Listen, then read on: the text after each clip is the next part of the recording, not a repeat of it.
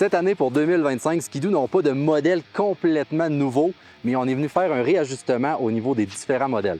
Avec nous, on a la Ski-Doo Backcountry XRS avec le moteur 850 E-Tech Turbo Air.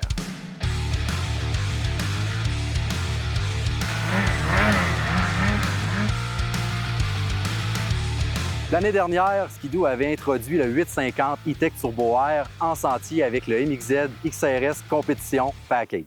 Cette année, le manufacturier a aussi décidé de l'introduire dans différents modèles de sentier pour le plaisir de tous les motoneigistes. On a bien sûr la famille des MXZ qui l'ont et aussi le Renegade Backcountry XRS qui peut bénéficier de ce moteur-là. Au niveau de la puissance, ça se traduit par 180 chevaux et ce qui est intéressant, Ski-Doo a décidé d'installer un réservoir de méthanol en arrière. Donc, au moment de conduire et le moteur est en combustion, on va avoir une injection pour tenir le moteur le plus froid possible et conserver toute cette puissance-là.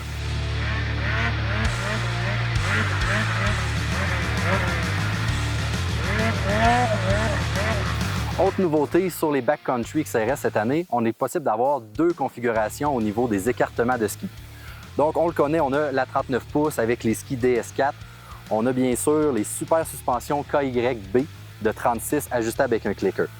Ça, c'est vraiment un package qui est plus 50-50. Quand on veut tomber avec quelqu'un qui est plus au niveau de la trail, là, à ce moment-là, on a quelque chose de nouveau. On le sait, il y a une nouvelle suspension cette année. Ça va être la RAS RX et c'est possible de l'avoir là-dessus. Donc là, on va tomber avec 43 pouces d'écartement de ski et les skis qui sont spécifiquement sur ce modèle-là vont donner une meilleure tenue de route. Ce qui est intéressant avec les crossovers, c'est qu'on peut choisir différentes chenilles. Donc, on a la 1.5 quand on tombe plus sentier, puis on peut aller dans du 1.6 et même 2 pouces comme on a actuellement quand on veut une configuration vraiment 50-50. Au niveau de l'ergonomie de conduite, on est très confortable sur le véhicule. On a une belle hauteur de guidon qui permet vraiment d'alterner facilement entre la position debout quand on sort du sentier ou en position assise. Il est très facile aussi de se déplacer de gauche à droite quand on arrive dans les courbes. Ils ont revu un petit peu les boutons pour avoir le système de communication tout linké et bien sûr le merveilleux écran de 10 pouces écart tactile avec toutes les applications possibles BRP Go. Très facile de lecture. Facile aussi là, de synchroniser avec son téléphone puis d'avoir un maximum d'informations. Donc, c'est le petit plus 1 au niveau de technologie qu'on aime sur les motoneiges d'aujourd'hui. Au niveau des impressions de conduite, c'est sûr que c'est une machine moitié-moitié. Donc, c'est pas le edge qu'on va aller chercher au niveau sentier ni au niveau hors piste, mais vraiment, on est capable d'avoir du fun partout.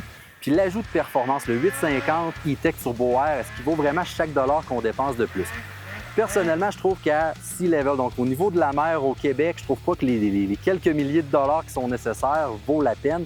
À l'inverse, présentement, on est au Montana et ça fait toute la différence d'avoir le moteur turbo et de dépenser plus d'argent à ce niveau-là. 2025 n'amène pas un nouveau backcountry, c'est Ski-Doo. Ce qui est intéressant, c'est que la compagnie a réussi à élargir le segment et même comme créer un micro-segment.